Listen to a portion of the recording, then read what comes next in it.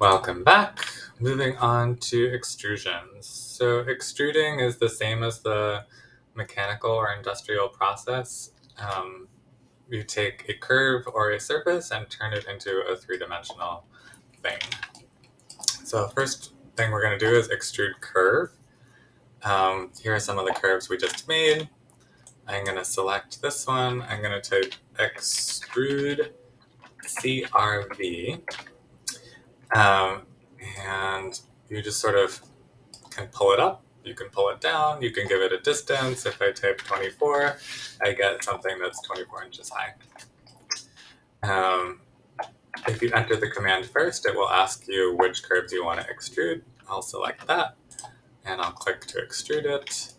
One thing to know is there is an option to create a solid or not create a solid. So if I type S or click on solid here, you'll see it turns that option off, and now I have an empty curve, an empty surface, excuse me, without a top or a bottom. If I have solid on, it's going to create a solid. So it's going to be capped top and bottom.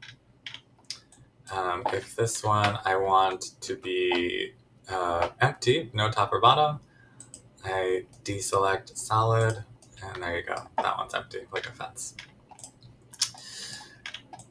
Last one, extrude curve is, if you want to go down, you got to type -12, and that'll take you down. See? There you go. All right, so draw a fence around the goats, but don't let them eat the flour. Okay, so I'm going to use interp curve, and I'm going to give them a fair amount of grazing area in this section of our model, but I'm going to avoid the flower. And I'm going to select that curve that I just made. I'm going to type extrude curve. I want solid equals no because it's a fence, not a box. And does that look high enough? Yeah, I don't think they can jump over. Okay, flour is safe. Goats can eat. Extrude surface, same idea, except you're extruding a surface rather than a curve. So on this one, I'll select the surface inside here. I'll type extrude SRF for extrude surface, and you'll see it just pulls it up into a solid. I can snap to there to have it match the height, or I can type in a height, extrude surf. Maybe this one is 36 inches, super tall. Let's model this one together so we can practice something with holes in it. What I'm first going to do is I'm going to type interp curve.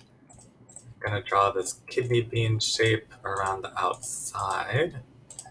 Then I'm going to draw three little shapes on the inside, like this. Now I'm going to select all four things and type planar surf. So that's going to create a surface, but it creates the surface that does not include the inside of the smaller shapes that I drew. So when I select that and type extrude surf, I'm going to get an object that has these holes in it. It's kind of interesting, right? Cool. So practice. Let's use the shape that we made at the beginning to model a trendy coffee table. So I'm going to select this freeform curve here. I'm going to type extrude curve. I'm going to type S because I do want it to be solid. And then I'm going to type 1.5 so that it is 1.5 inches thick, and hit enter. There we go. There's our tabletop. I'm going to move this 14.5 inches up so that the top of the table is 16 inches off of the ground. Great. And now I'm going to draw three cute little legs, which take 3 seconds to model. But if I sent this to a mill worker, it would take them a day to hand plane each of these irregularly shaped legs. This one looks like it's not in a great spot. I'm going to move it over here. Okay, gonna select all three of those. Gonna type extrude curve, and I'm gonna extrude it, and I'm gonna snap to the bottom side of the tabletop. There we go. Ta-da! You know, it's still not in a great spot, so I'm gonna move this guy over. And you'll see when I move it over that this is the curve that it leaves behind. So if you want to get rid of those curves, use a left to right selection and delete them. All right, so that is that. And let's move straight on to moving and modifying. So you may have already discovered the move command. It works just the same as AutoCAD. You select something or type move first, either way. And then it asks for a point to move from, so click anywhere, and then the next place you click is where it's going to move to. You can also move things vertically, so type move and type V for vertical, and that will move it up and down. That's really the only way to move things up and down unless you're snapping to something. So anytime you need to move something vertically, gotta type V. All right, so we can also use snaps when moving. So I'm gonna type move. I'm gonna select this corner of the teardrop shape, and I'm going to move it to this corner of that tower. Great. Done. And I'm gonna type move again.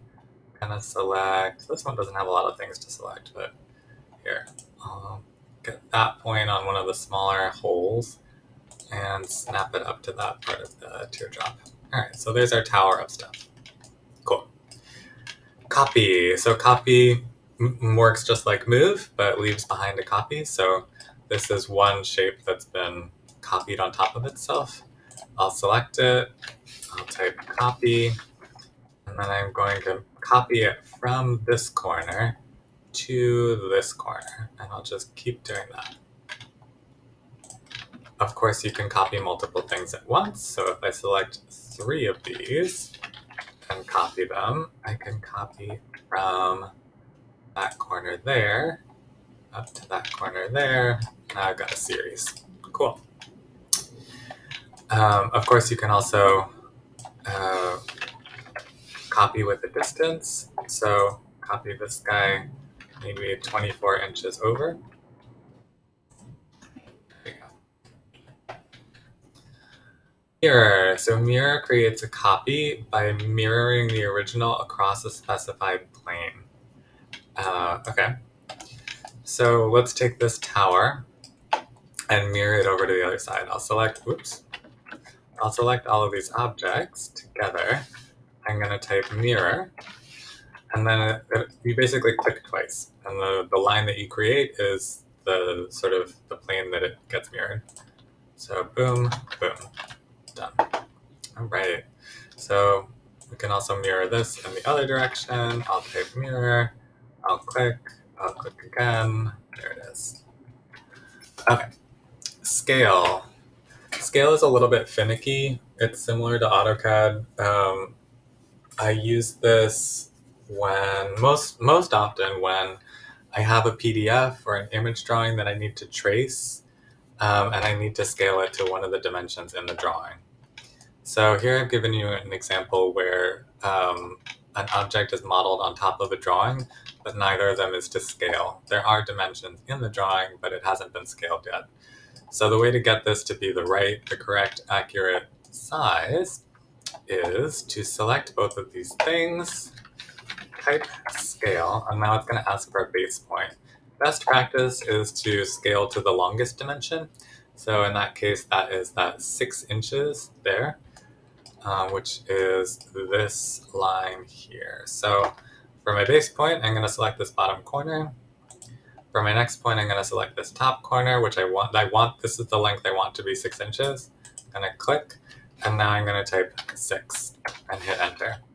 That's it.